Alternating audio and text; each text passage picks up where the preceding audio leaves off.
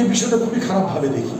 নায়ক নায়িকা, গায়ক গায়িকা, শিল্পী কেন দেশের বাইরে পলাতক থাকবে? কেন তারা লোকচক্ষুর আড়ালে থাকবে? তারা থাকবে মানুষের চোখের মণি হিসেবে। তারা অভিনয় করবে, মানুষকে বিনোদন দিচ্ছে, কষ্টের বাজারে, দুর্মূল্যের বাজারে হাসছে, কাঁদছে এই শিল্পীদের জন্য।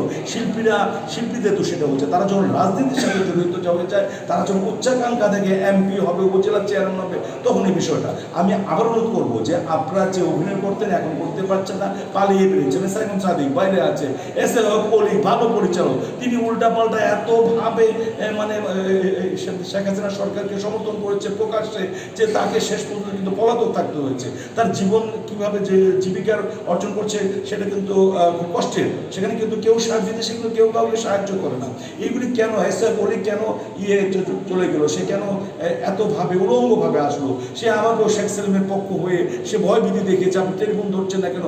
এগুলি আমি বলবো সকল শিল্পীকে শিল্পীর কাঠামোতে থাকতে, তাকে রাজনীতিতে না যাওয়ার জন্য বলবো। রাজনীতি না গেলেও সে আমার মতো বিচরণ করতে পারবে।